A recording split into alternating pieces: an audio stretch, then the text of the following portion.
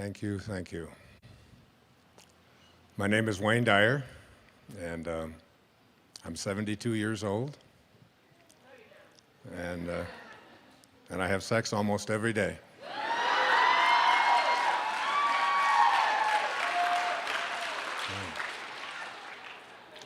Almost on Monday, almost on Tuesday, almost. Anyway. That was Jack LaLanne's opening for 20 years until he was 94 years old. So I borrowed it from him.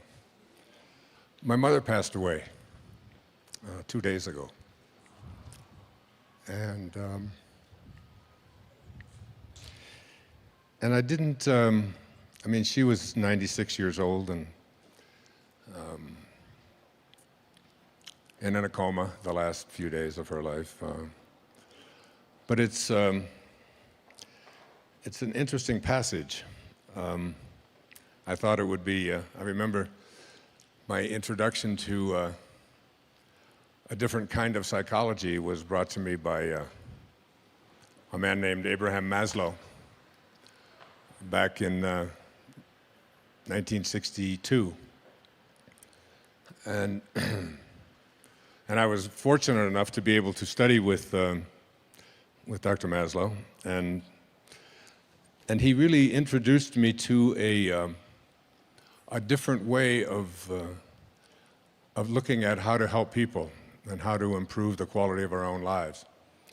It was a turning point for me, and one of the things he spoke about were these people that he calls self-actualizing people, which, if you remember Maslow's pyramid and the hierarchy, and you go from your basic needs to the very top of the pyramid. The very top of the pyramid is something called self-actualization. And he described self-actualizing people. One of the flaws of self-actualizing people is that they get over death almost as if it didn't happen. They have an awareness within them that nothing dies, that everything that materializes, of course, changes form. But there is something. My teacher in India, his name was Swami Muktananda. Many of you have read, and he was asked the question, "What is real, Master? What is real?"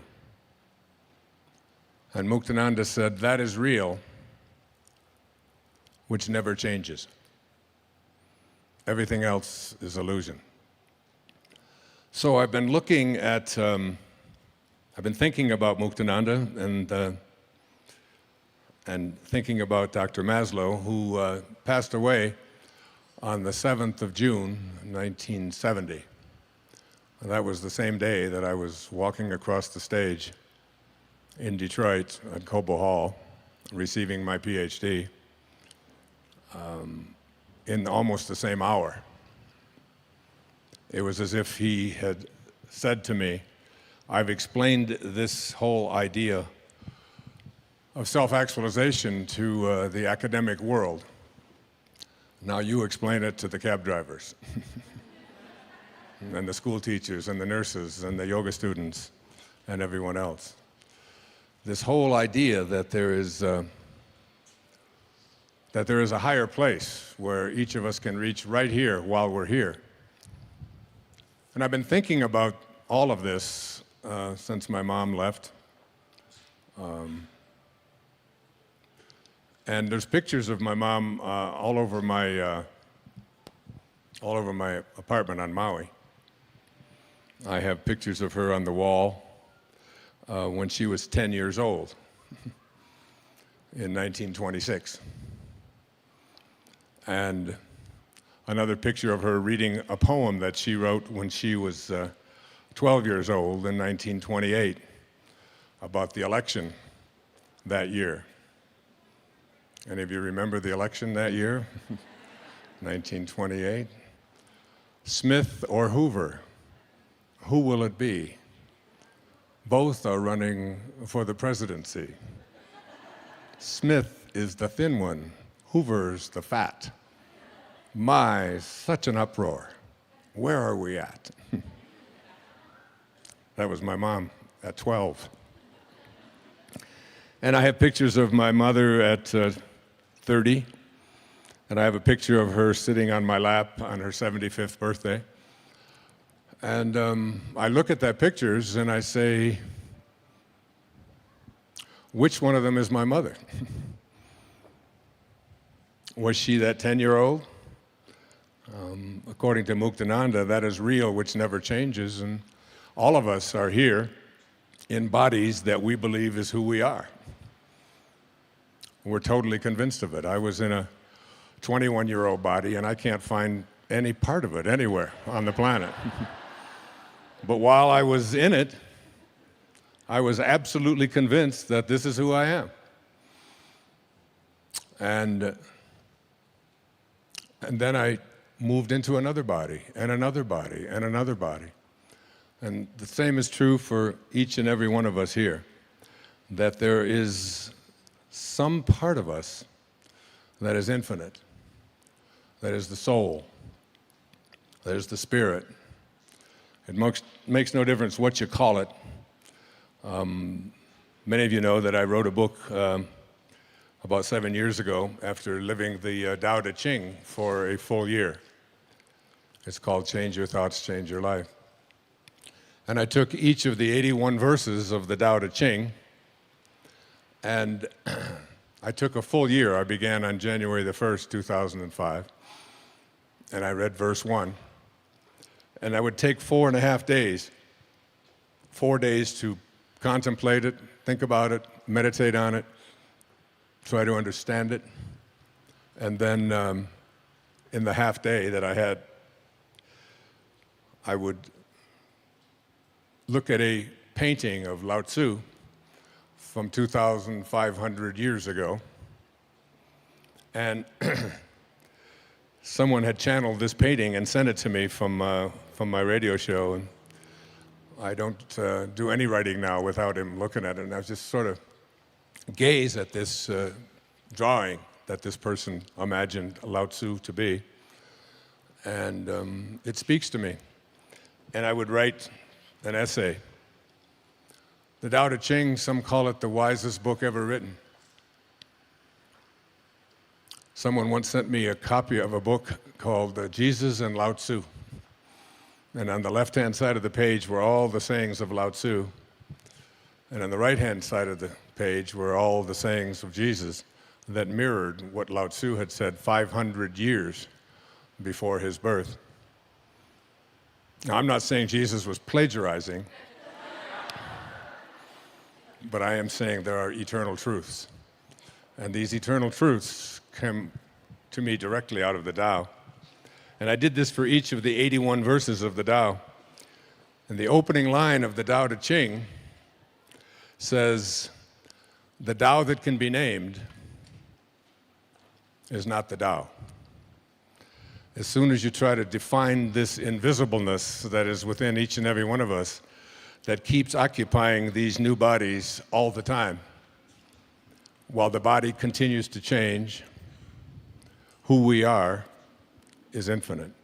So I wrote a few words out about what I think of as the soul.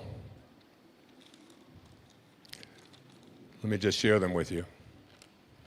The ideal of the soul, this part of you that is never changing, this part of you that is infinite.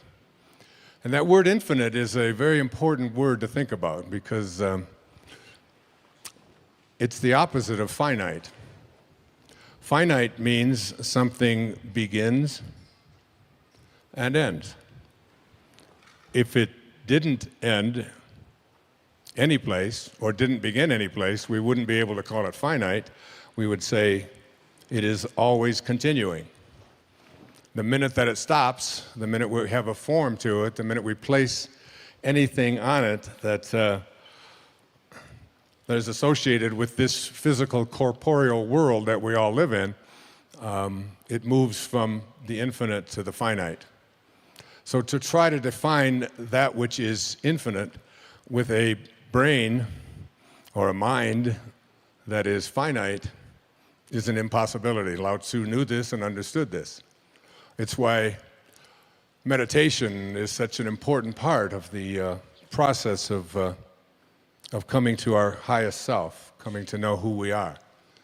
It's the place where there are no beginnings.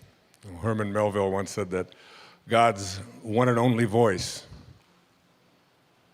is silence. Is silence.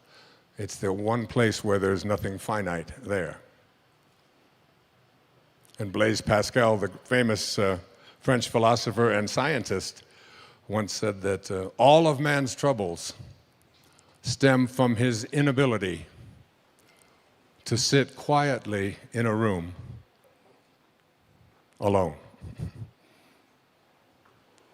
But most of us just aren't comfortable with this because we have come to believe and trust in the evidence for who we are is on the basis of that which we can touch and see and feel and smell, what our five senses tell us. But our five senses lie to us. William Blake pointed that out beautifully in one of his poems back in 1777. He said, to see the world in a grain of sand, and a heaven in a wild flower, to hold eternity in the palm of your hand, and infinity in an hour, we are all led to believe a lie when we see with, not through the eye, which was born in a night, to perish in a night, while the soul slept in beams of light. We are all infinite beings in a temporary human experience.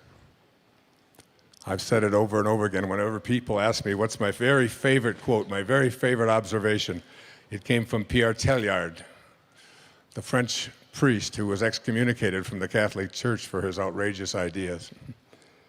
He said that we're not here as human beings having a spiritual experience. It's the other way around. We are all infinite spiritual beings having a temporary human experience.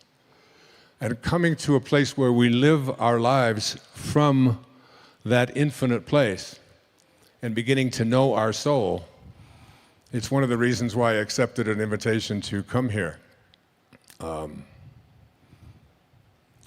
I do yoga myself 5-6 times a week. I know the significance of it for me in my own body and my own health, my own life, my own emotional state. I know that when I meditate, I'm better.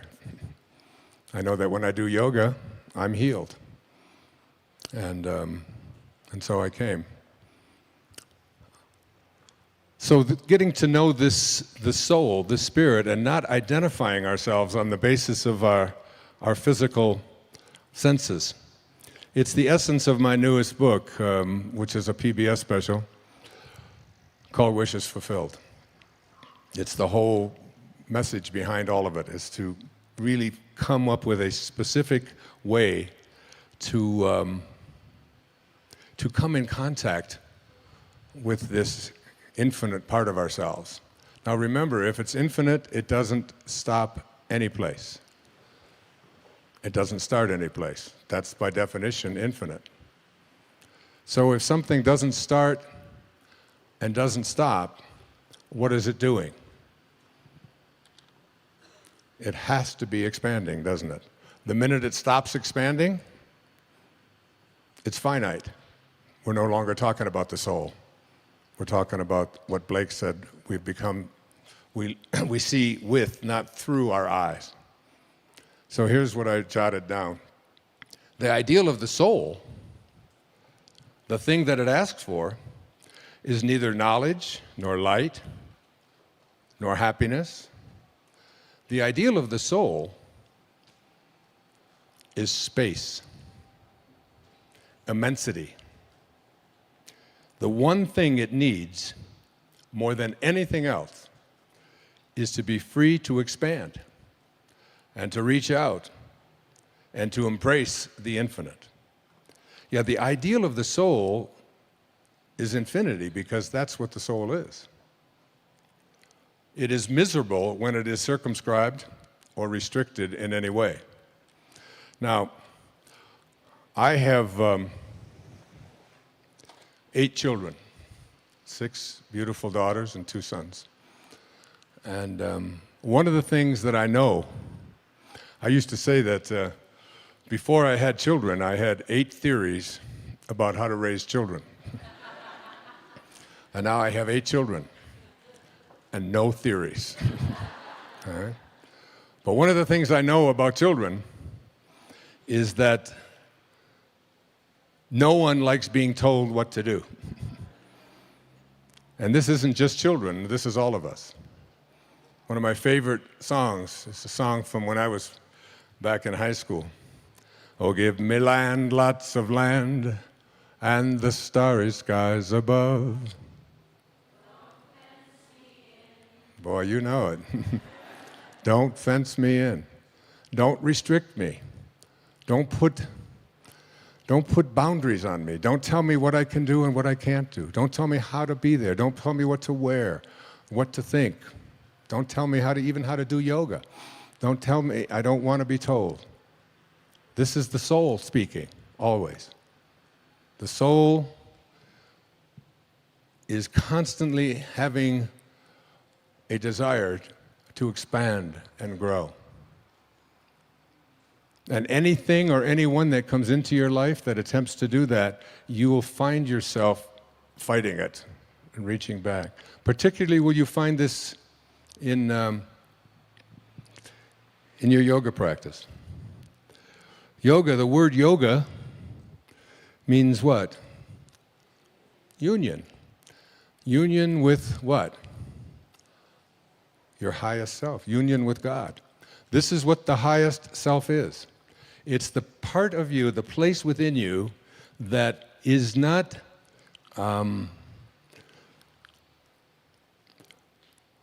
worshiping God. That's what religion has brought to us and taught us, that God is outside of us. It's the part and the place within you that knows that at your highest level, you are God. Each and every one of us. And when you are connected to the highest place within yourself, when you are connected to the God that you are, you have all the powers of the creative source of the universe. You become the Tao. The Tao becomes you. So, yoga, or union, is really a way of becoming a manifester. Now, in order to become a manifester, someone who was able to attract and place into their lives what they place their attention on, there are certain, we saw a lot about something called The Secret not too long ago on all the newspapers and magazines and on the news and always. And I was asked to be a part of that and stayed away from it for different reasons. Because for me, manifesting is not about attracting what you want. Manifesting is an awareness and an understanding that you attract what you are. I have been studying in depth something called the I Am discourses. And I'll share just a little bit about it here. But one of my very favorite quotes, this is from Unveiled Mysteries, says, "The attitude of one person who wishes to work in conscious cooperation with the ascended host, with God, should not be, I wish I could go to them for instruction and pray to God or the source, that from which we all originated." T.S. Eliot said, "We shall not cease from exploration. But at the end of all of our exploring will be to return to the place from which we originated and to know it for the first time. Now, the poet was speaking about dying, leaving the body. I'm not. I think we can come to know that place from which we originated and live from it. And then the words that Jesus spoke to us in the book of John, that even the least among you can do all that I have done and even greater things. It was Jesus who said, when he was about to be stoned for blasphemy, and he said, "Why would you stone me?" And they said, "You blaspheme. You claim to be God. You are a man." And he said, "Is it not written in your laws that I have said, you are gods, all of you?" The infinite place within you that needs to expand and wants to grow, that which we call your life. I mean, when my mother died, she was down to about 85 pounds. But if they were to weigh her the second before she died, and then weigh her the second after, her body weighed exactly the same. And yet, she was no longer alive. So her life, that what we call her life, is weightless. It's formless. It has no beginning, it has no end. You can't weigh it. How can you weigh that which has no form? So your life, the thing that we call your life,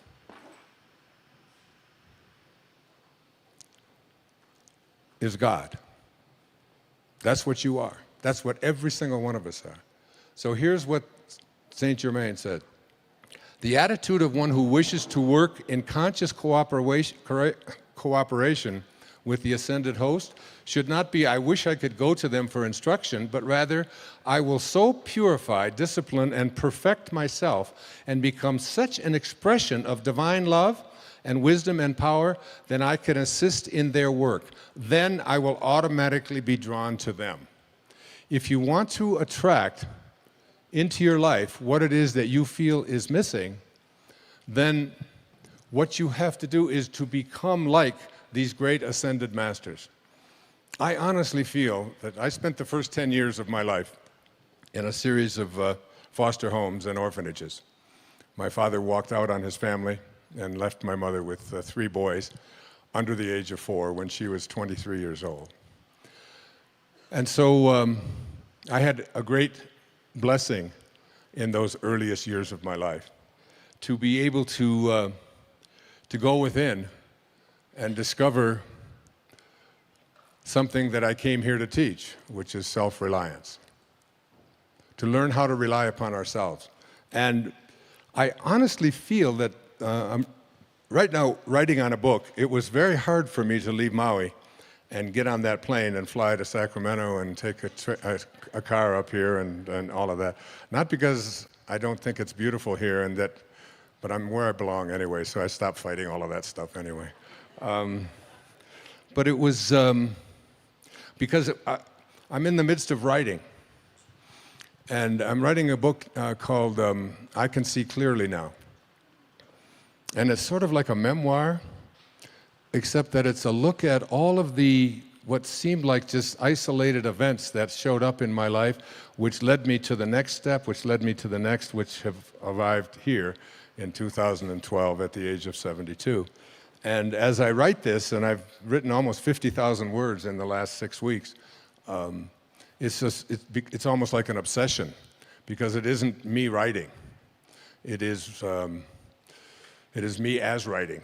It is something that is, Lao Tzu said, none of you are doing anything. He said, you're all just being done. You ever have a sense of that when you look in the mirror? And you look at your body and you say, what the hell is going on here? I said, what's this chicken neck stuff? Where the hell did that come from? You know?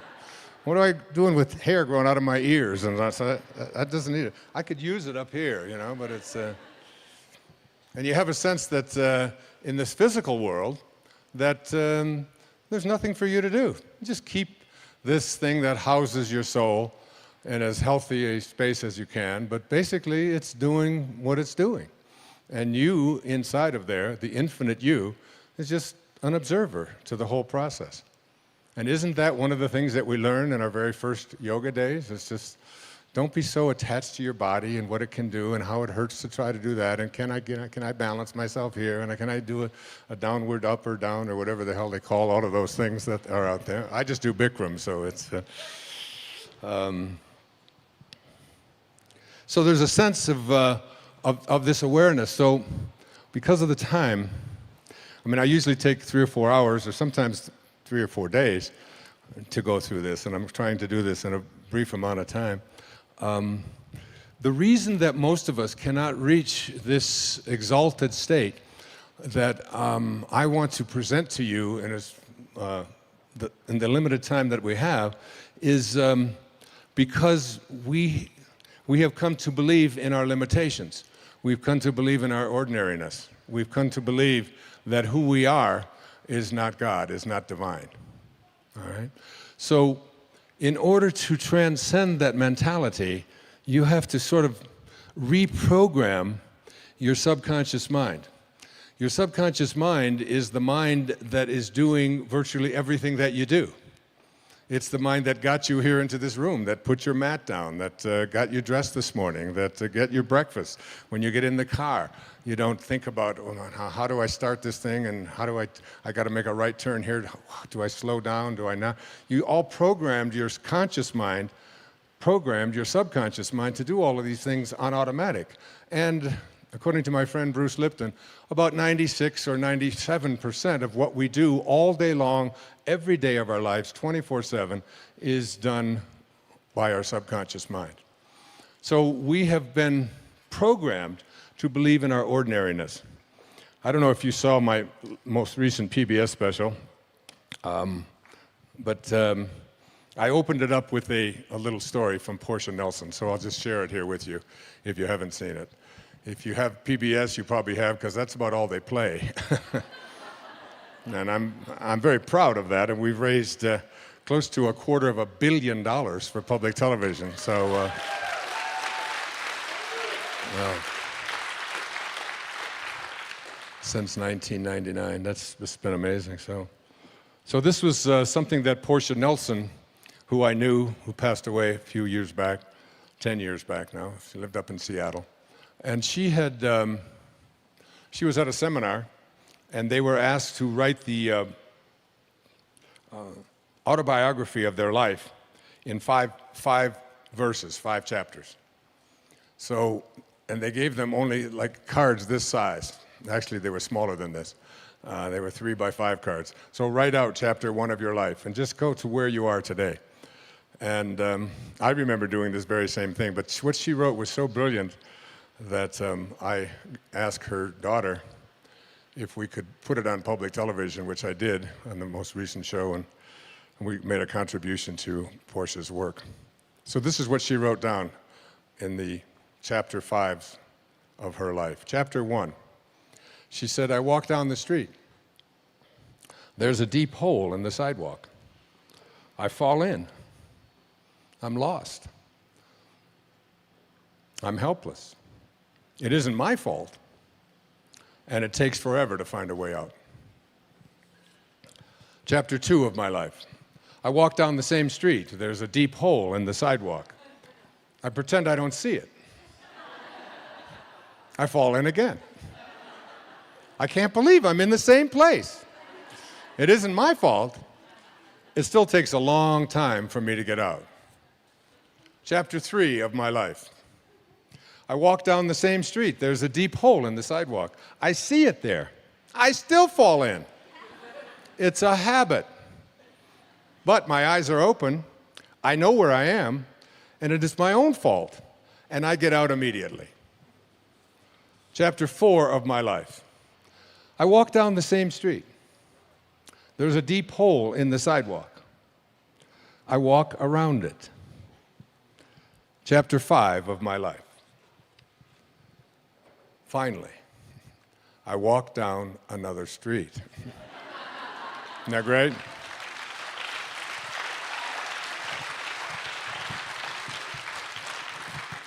So in the time I have left, I want to talk to you about walking down another street.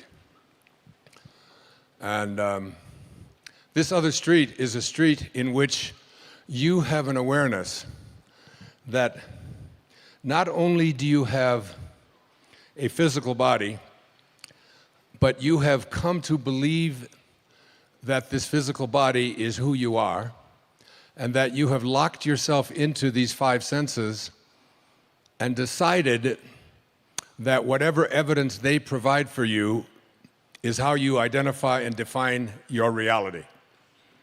By what I see, by what I hear, by what I smell, by what my life looks like, by how much money I have, by the stuff that I possess. And this is the world of the ego, and this is the world of the false self, according to my teacher, Nisargadatta Maharaj in India, who passed away in 1986. The false self is the ego. The ego is the part of us that has come to believe that who I am is defined by these 6 things. Who I am is what I have. And so we spend a big hunk of our life attempting to get as much stuff as we possibly can. The Tao teaches something very different. Let go of everything you have. When I moved to Maui in 2005 full-time, I gave up everything that I owned. Everything. 20,000 books, all of my photographs, records of every description, furniture, all the things in the house. All my clothing, shoes, it was all donated to people who lived underneath a bypass in Florida. And let go of all of it. So the ego teaches us you are what you have. The Tao teaches us let go of everything that you have. Do less and accomplish more. One of Lao Tzu's most famous observations was, I do nothing and leave nothing undone. My son has taken to becoming a spiritual Taoist. Every time I tell him to do something, he says, I do nothing. And I leave nothing undone. But there's much wisdom in that. I could go on into that. The second thing that the ego teaches us is that who I am is not only what I have, but who I am is what I do, what I accomplish. And so we spend a big hunk of our lives believing that the way that we become, quote, successful, happy, fulfilled, self-actualized, whatever it might be, is on the basis of what I accomplish, what my resume looks like, how many promotions I get. And so we send our children off to school and we ask them to learn to identify themselves on how much they get and what they accomplish. Your grades become more important than what it is that you are studying. What you own, what clothes you wear, what labels you have, and so on. And we become obsessed with this kind of absurdity. And this is the false self at work. The third thing that the ego teaches us is that I am what other people think of me. I am my reputation. So becoming obsessed with our reviews, what people think of us, other people's opinions, getting the approval of others. We talk about peer group approval needs and so on. I have 8 children that aren't concerned about those things. They were never raised with that kind of a mentality. The whole idea of trying to please other people was something that they consistently heard from their mother and myself, that this isn't important to us. We're not attached to that. And this kind of an attachment. So the Tao teaches us that what you think of me is none of my business. What the ego teaches us is that what you think of me is the most important thing that I have, and so I'll do whatever it is that I need to do in order to get you to agree with me, to like me, to approve of me, and so on. The fourth thing that the ego teaches us, this false self, is that who I am is separate from everyone else. And so we are raised in this world of the false self, which teaches us that we have to be in competition with everyone else. We have to defeat someone else. Being number one is the most important thing, and you see people doing this all the time at football games and at bat, and you'll see it when the Olympics come up, that the gold medal is more important than anything else, and you'll see people weeping and sobbing over this idea that I have to be better than somebody else in order to be fulfilled in my life. The fifth thing that the ego teaches us is that I am separate not only from everybody else, but that I am separate from what's missing in my life. The Tao teaches us that there is no place that God is not. If there is no place that God is not, then God must be in you. And if there is no place that God is not, then God must also be in all that I perceive to be missing from my life. And therefore, in order to become a manifester and to attract into my life what I want, I simply have to realign myself.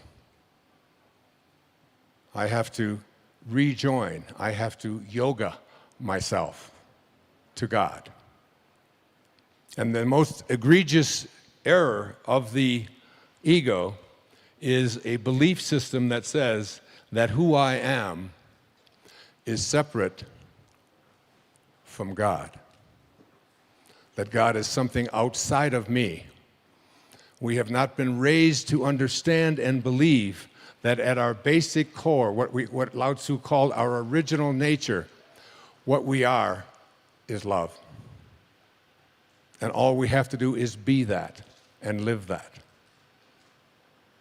There was a great Indian poet. His name was Rabindranath Tagore. And he received the Nobel Prize for Literature in 1913 for a collection of poetry called the Gitanjali. And in that poem, that long poem, 90-some verses, one of those verses says this. He's speaking of the ego. He said, I went out alone on my way to my tryst. But who is this me in the dark? I step aside to avoid his presence, but I escape him not. He makes the dust rise from the earth with his swagger. He adds his loud voice to every word I utter. He is my own little self, my Lord. He knows no shame, but I am ashamed to come to thy door in his company. That's a great poet.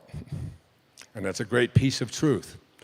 That in order to get to this place, I speak about, that Maslow spoke to me about and trained me to think about, called self-actualization, is that we have to stop evaluating who we are on the basis of those ego identifiers, and instead begin to see ourselves as divine love, as pieces of God. The Native Americans used to say that no tree has branches so foolish as to fight among themselves. And look at us. Look at what happened just down the road from here in Colorado a few days ago. What is it about us that we have to create instruments of death in order to feel good about ourselves? What is it about us that we have to destroy each other and be in competition with each other and even create things called weapons? It's why Lao Tzu left the place where he left in ancient China at the time of the Warring States. And a big part of the Tao, something like 31 verses out of the 81 verses, speak to the absurdity of having weapons and killing each other.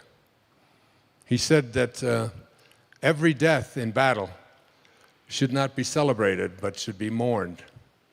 because it gives evidence that we have not reached this place and understand what T.S. Eliot was speaking, this place from which we originated, this place to which we shall return.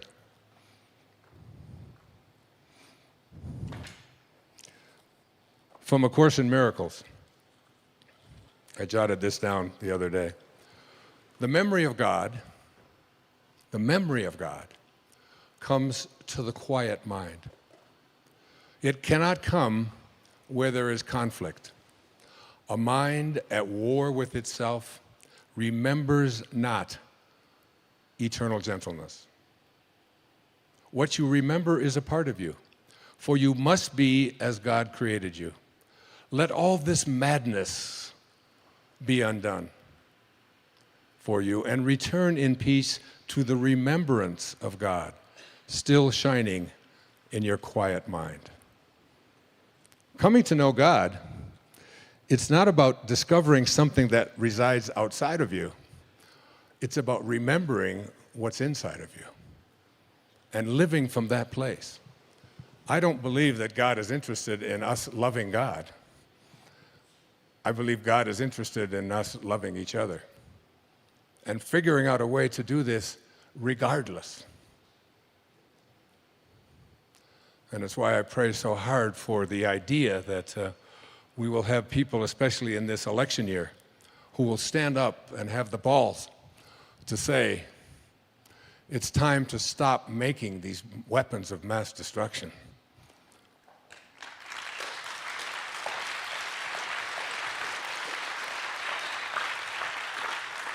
And they are weapons of mass destruction. The idea that somehow in our Second Amendment we are entitled to have weapons that kill 100 people a minute. How far is that going to go? Now they're talking in Syria about using chemical weapons on their own people. Does the Second Amendment provide for us, to all of us, if we want to use chemical weapons to protect ourselves? I mean, how far does this absurdity go? Anyway, that's my rant. I'll get off of that.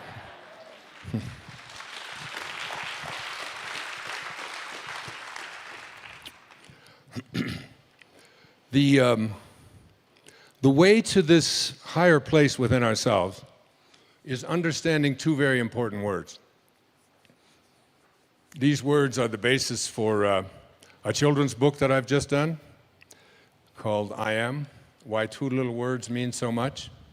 Any moms right here in the front? You a mom? Here, would you like to have this for your baby?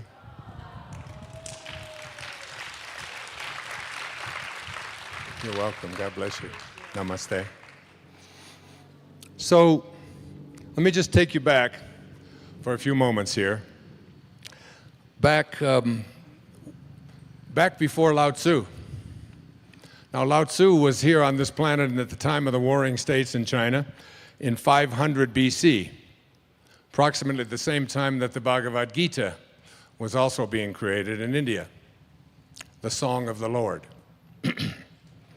800 years, 8 centuries before that, 1,300 years before the birth of Christ, comes one of the most ancient, if not the most ancient spiritual texts extant on the planet today. It's called the Torah, the first 5 books of the Old Testament. In the second book of the Torah, Exodus, Moses is, well, you know the story of Moses, but if you don't, let me refresh you. At the time of Moses' birth, the Pharaoh, who had held so many of the Israelites captive and enslaved, had ordered that all male babies to be born from Israelite mothers, because he had heard that there was someone coming that could be a danger to his power. He ordered that all male babies be executed. Well, Moses' mother gave birth, and she just couldn't stand the idea of this baby being killed by the soldiers. So she wrapped him up in a blanket and put him in a basket. must have been waterproof, and floated him down the Nile. Moses, this little baby, was discovered by a woman who captured him, picked him up, and fell so in love with him that she decided to raise him as her own. It turns out that this was the daughter of the Pharaoh. So Moses' grandfather is the Pharaoh who has ordered him to be killed, but he doesn't know this. At about the age of 18, Moses gets into a fight, and with one of the people, one of the soldiers who is trying to actually punish and kill one of the Israelites. And so Moses fights him and kills him and has to run away because he knows what his punishment will be. He runs away to the Sinai, and for the next 40 years, he is a shepherd. He marries a woman named Zipporah. They have all of these children. He's a shepherd. He's out wandering about, according to this ancient text. One day, he comes across a bush, a burning bush.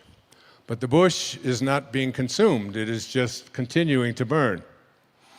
And he looks at this, and suddenly the bush begins to speak. And as legend tells us, this is God speaking to Moses and saying to Moses, I have some instructions for you. I'll give it to you the way it is written.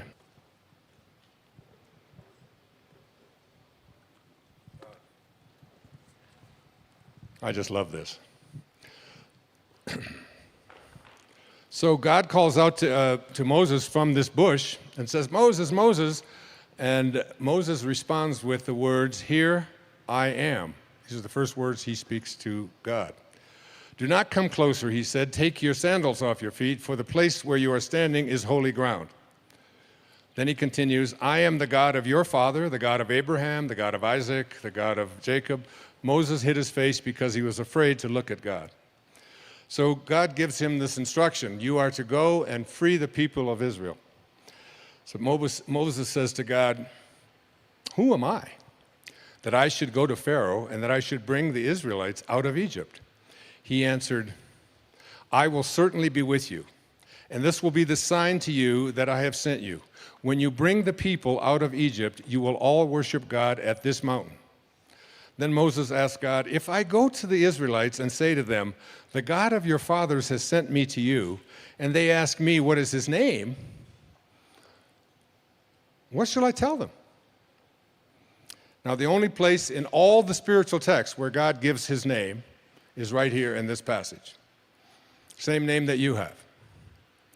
God replies to Moses, I am that I am.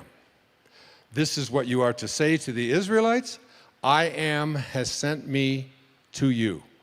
God also said to Moses, say this to the Israelites, Yahweh, the God of your fathers, the God of Abraham, and this is my name forever. This is how I am to be remembered in every generation to come, which is our generation.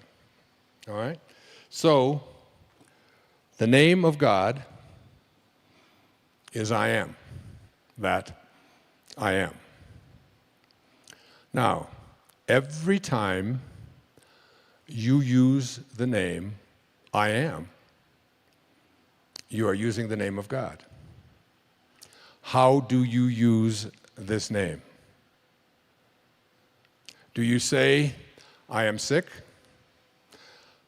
Many of you know that I have been diagnosed with leukemia. And I generally start out my talks by saying, I am well. I am perfect health. I am that. I am. That is my affirmation. That is how I live. That is how I breathe. That is how I believe.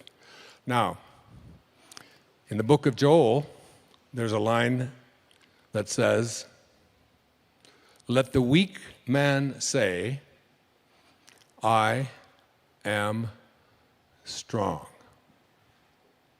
Now, one of the things that I want to leave you with here in the time that I have with you today is for you to become conscious of how you use this term, I am.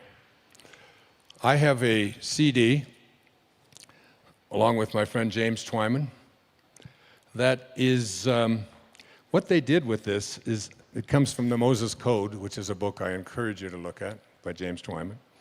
And what they did is they took the sound in Hebrew of the letters that mean I am that I am. Supposedly this is what God said to Moses.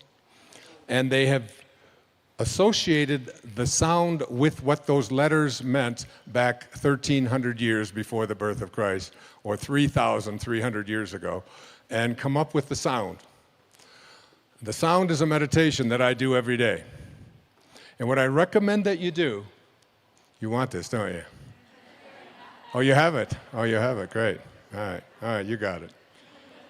So what I encourage you to do in terms of manifesting, before I get into the principles, is to take out a piece of paper sometime when you're at home, and it sounds like a silly thing to do, but I want you to do it. And I want you to write at the top of that page the word that, T-H-A-T, that, okay? And under that heading, whatever it is that you would like to attract or manifest into your life, I would like you to just write that down, all right? So if it's a job that you want, if it's a relationship that you want, if it's a healing that you want, if it's abundance that you want to attract into your life, whatever it is, just place it underneath that. And come to a place in your life where it is spoken about in the book of Romans, in the New Testament. He calls those things which do not exist as though they did. You must be able to get to this place in your life where you don't use the evidence of your senses, what your eyes tell you, what your ears tell you, what your stomach tells you, what you see written down, what the internet tells you. You want to be able to be in a place where you are living from the end as if what you would like to manifest is already there. To make a future dream, a present fact, you must assume the feeling of that wish as already being fulfilled. And the sounds that you will hear on track 2 and 3 of this meditation are the exact sounds of what those words were spoken back there 3,300 years ago. All I can say to you is that so many incredible miracles have manifested into my life since I began practicing this meditation. Who did I promise this to? Somebody? Yeah, there. Okay, stand up. Come on up. This is a gift to you. There you are. Enjoy it. God bless you. Yeah. So, this arrived in my home about a year before I started writing Wishes Fulfilled. And it's called the I Am Discourses.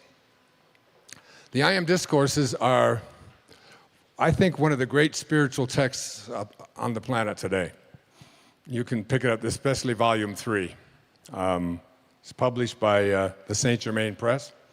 Saint Germain is, I believe, because I'm a student of Yogananda, and Sri Yukteswar, his teacher, who was born on the same day I was in only 1855 instead of 1940, like me.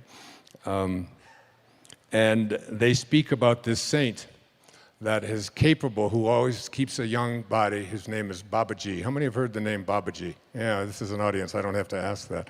Saint Germain is Babaji, in my opinion. This is someone who shows up in a young body. And when you read Ascended Masters Training, The Unveiled Mysteries, The Magic Presence, and the I Am Discourses, which I have read all of them and studied them before I actually channeled Wishes Fulfilled. But let me just share with you just something here at the very beginning of it. This I can do without glasses. Life, in all its activities, everywhere manifest, is God in action. Remember what I said earlier, the life in your body is weightless, and it is God. It is what you originated from. It is what you will return to. It is where my mom is right now. And it is only through lack of the understanding of applied thought and feeling that mankind is constantly interrupting the pure flow of that perfect essence of life, which would, without interference, naturally express its perfection everywhere. Saint Germain has come to me. I feel as if I have spoken to him. And one of the things that I know from Saint Germain, from Babaji, is that it's only 1 in a million people who spend any amount of their time giving thanks to the I am presence that is your very essence, your being. Not giving thanks for all of the bounty that you have in your life and for your health and for all of the nice things, but to be in a state of gratitude for the awareness that who you are is this divine essence, this divine being. And when I do the meditation, one of the things that I say is I am in a state of continuous gratitude for the I am presence that speaks through my mouth and through my body and through my writing and so on. It's staying in constant contact with the awareness that there is something divine that is what I am. And every time I use this word, I am. The natural tendency of life is love, peace, beauty, harmony, and opulence. This, by the way, is what Lao Tzu said as well. For life cares not who uses it, but is constantly surging to pour more of its perfection into manifestation, always with that lifting process which is ever inherent within itself.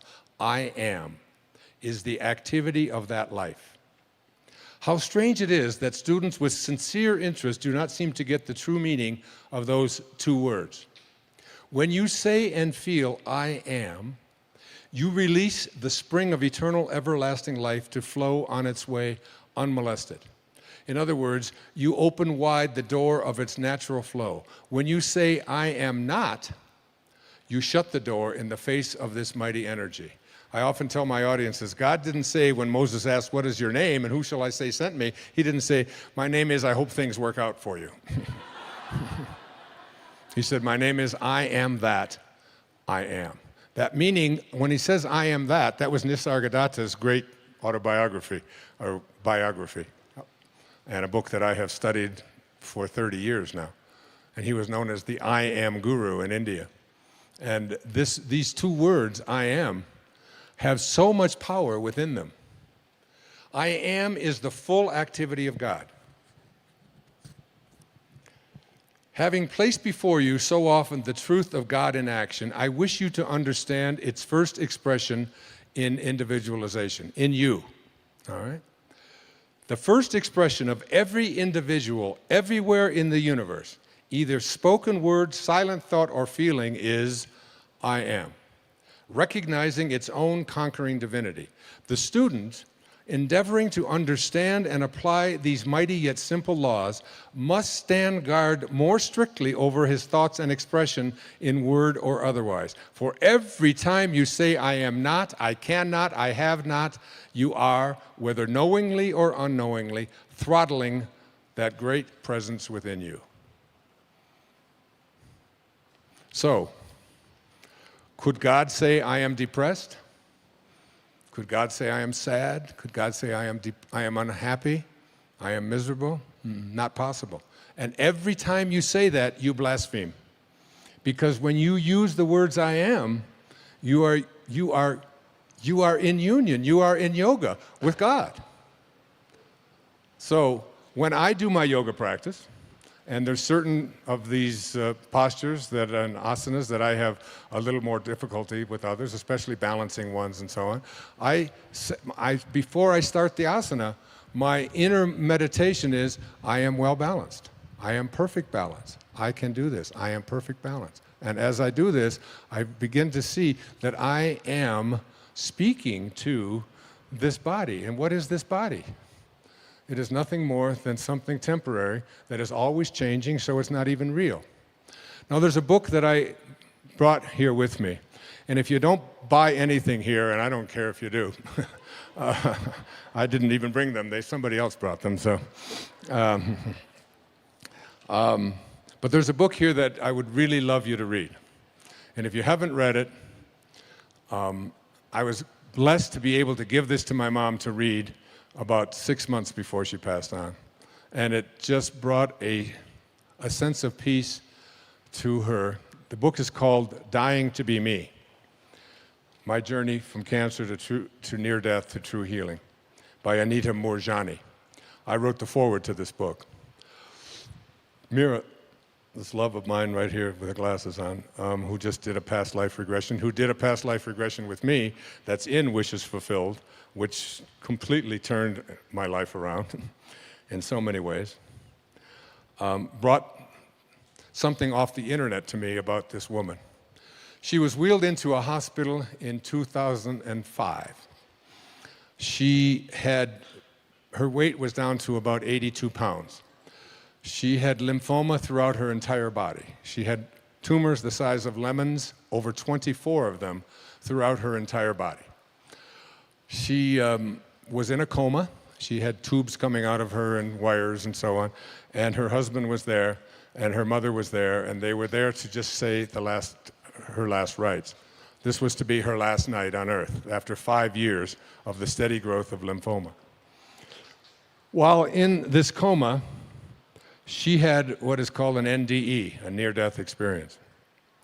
And in this near-death experience, she came into contact first with her father, who had passed away 10 years before, and then she had an opportunity to have a vision about what her life could be. And she saw her medical records there, which indicated that she was to die tonight. And she also saw them change right before her eyes, where she had no cancer. No one in the history of the world, as far as we know, has ever been at this end stage of cancer and ever survived. That's how far she was gone. If you saw the pictures of her that I have seen when she was in that state, you wouldn't think that anyone could possibly survive that. She was told that she could go back into her body and she would be healed, and she was to teach the lessons that she taught here, or she could go on. And she did not want to get it back into her body. It was just a wasted mass of flesh and bones. But for some reason, she went back in at her father's persuasion. 5 days after coming out, she opened her eyes, and everyone was in shock. 5 days after that, they were trying to find, 5 days after she came out of the coma, 60% of her cancer had gone into remission. 4 weeks after she came out, she was totally out of the hospital completely. Today she lectures. She was on my public television special. Many of you may have seen it. And she's an angel on this earth. And what she learned in this near-death experience was that all we have to do is treasure our own magnificence and recognize that God is not something out there that is within us. There's nothing for us to do. There's no job for you to do. You don't have to win. You don't have to be anybody. Who in this room has cancer? Somebody does. Where? Anyone? Where are you? Come on up. I'd like to give this to you. Have you read this? Well, I'd like to give this to you as a gift.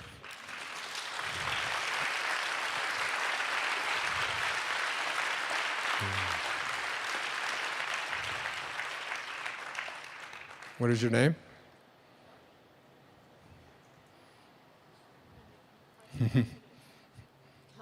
Kelly. This is going to change your life. I'd like you to say the words, I am well. I am well. I am perfect health. I am perfect health. God bless you. Namaste.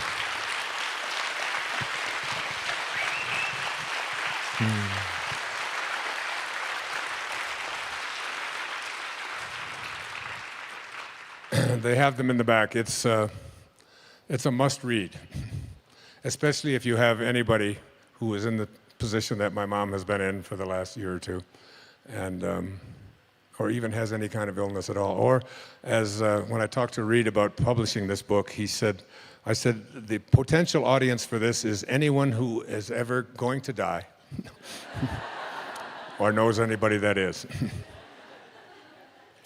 And it's one of the most freeing, peaceful experiences to know that you're not here to accomplish anything. You're not here to be better than anybody else. You're not here to win. All you have to do is just love yourself. I mean, truly love how magnificent you are. And that's what I meant when Saint Germain spoke to me and said, it's all you have to do is spend 15 minutes being in a state of appreciation for the I am presence that you are. Now, one of the things that the I am discourse has taught that I was having trouble with this whole idea of manifesting is written on page 318. And I'd like to give this to you as we get ready to close. The student should constantly look within his human self and see what habits or creations are there that need to be plucked out and disposed of. For only by refusing to any longer allow habits of judging, condemning, and criticizing to exist can he be free. Are you hearing this?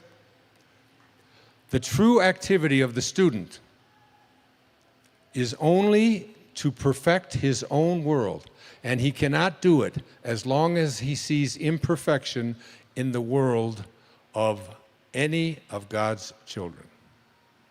That includes the person who opened fire in Aurora. That includes Osama bin Laden. That includes Adolf Hitler. Any judgments that we have of judgment, criticism, and condemnation. And I wanted to manifest something so bad for such a long period of time, but the person that was involved in it, I kept having this sense of judgment toward this person. And it wasn't until I was able to say, I accept you for what you are. It's what led me to my father's grave in 1974. And I stood there after being sent there by a series of just absolutely impossible coincidences. I stood there on his grave after being filled with rage and hatred and anger and bitterness towards this man who would walk out on my mother and her 3 young boys. I was the youngest. And I finally found out about his death, that he had been dead 10 years, but I went to his grave in 1974 on August the 30th. And as I walked away from his grave, because I really went there to piss on his grave, I was so just filled with rage. And as I walked back to the rent-a-car, something called me back, and I went and stood there looking at this plate on the ground that said Melvin Lyle Dyer, 1914 to 1964. And something came over me. In fact, we've made a film about it, another film called My Greatest Teacher. And I was able to say to my father, from this moment on, I send you love. Who am I to judge you and condemn you? You did what you knew how to do, given the conditions of your life. And I accept you for it. Mark Twain once said that forgiveness is the fragrance that the violet sheds on the heel that has crushed it. On the heel that has crushed it. Enjoy it. My greatest teacher. Who was my greatest teacher? After that, my entire life changed. I stopped drinking. I started exercising. My writing shifted. I went back to New York. I was professor at St. John's University in New York City. I took 2 weeks to go down to Fort Lauderdale, Florida, checked into the Spindrift Motel, and wrote a book called Your Erroneous Zones in 14 days. 14 days. Today, there's close to 100 million copies in 47 languages around the world. And everything in my life after that shifted. My diet changed, my habits changed, everything turned around because I got the rage out of me. Because in order to attract the elements that are going to bring you the ability to manifest into your life what you want. Remember how I opened this program. We do not manifest what we want. That comes from a place of missing. We manifest what we are. The angels who will guide you throughout your life will only be there for you when they recognize themselves in you. And they cannot recognize themselves in you and guide you when you are filled with hatred, anger, judgment, condemnation, bitterness, fear, anxiety, stress. You have to let all of that go and be love. Be in this place of perfect divine love. Love for everything and everyone on our planet. That's self-actualization at work. And the principles for bringing this about into your life are the last 5 chapters of Wishes Fulfilled. But basically, what it says is, the greatest gift that you've ever been given is the gift of your imagination. Your imagination is yours to be able to do anything you want with. You can place any thought in there with the awareness of I am.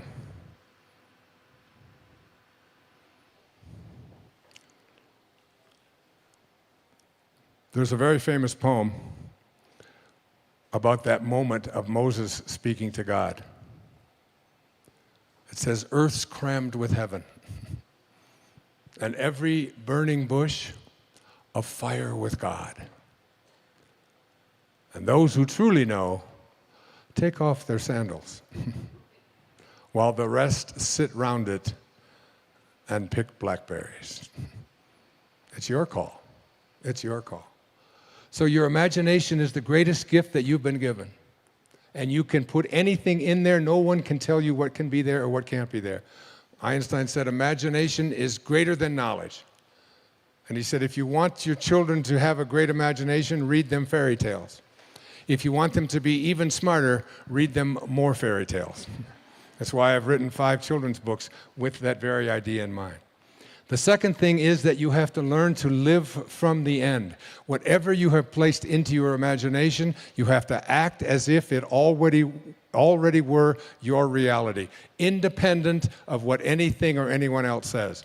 When I was told that I had this diagnosis of leukemia, I can't tell you how many people sent me condolence letters and sent me information about this disease and how it was incurable, and unfortunately this. And fortunately, I was given by my children a wonderful gift. It's called an iPad. And it's got this wonderful feature in it. It's called Delete. And then there's another feature of it. It's called Trash, which is really great. I'd like to have a button like that on me at any time, so that anytime anybody brings any information to you, you just push the trash button. It even makes a little sound. It goes, whoop, hit delete, and it's gone. I had this little scar that you see right here on the right side of my face. There was a skin cancer thing there, and I was going to the dermatologist, and they were going to cut this thing out. And I had a woman stop me, and she said, that's really bad. I said, what? It's just a little red mark here, and they're going to just cut it out, and it'll be fine. She said, no. She said, my girlfriend's husband, he had that. They had to cut his penis off.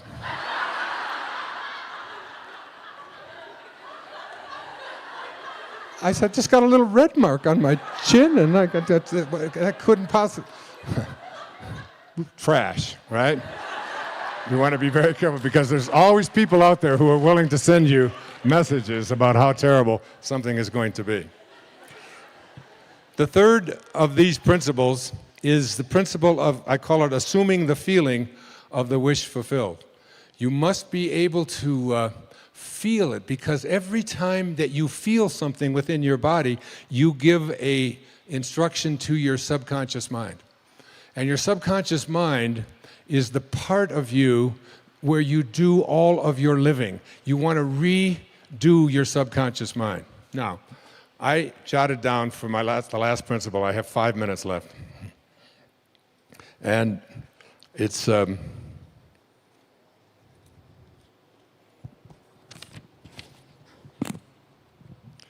This is from the book of Job.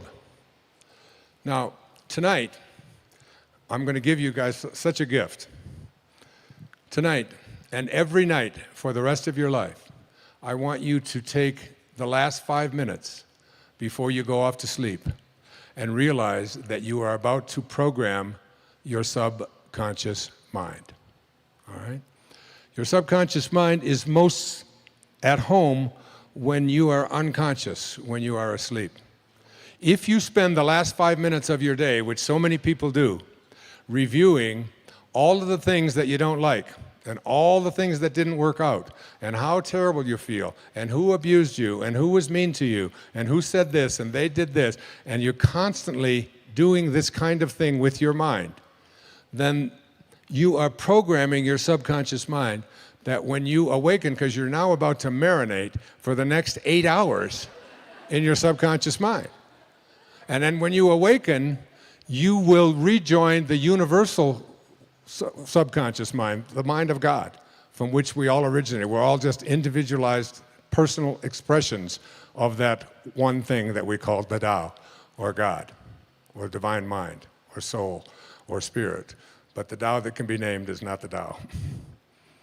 So you want to be real careful about how you program your subconscious mind. This is from the book of Job. In a dream, in a vision of the night, when deep sleep falls upon men while slumbering on their beds, then he opens the ears of men and seals their instruction. Job 33, 15 and 16.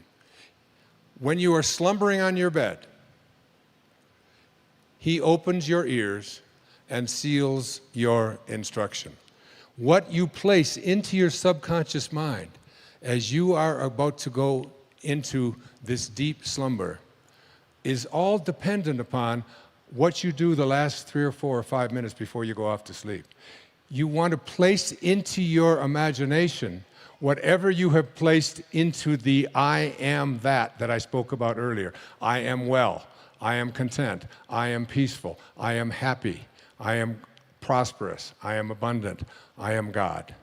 I am God. I am God.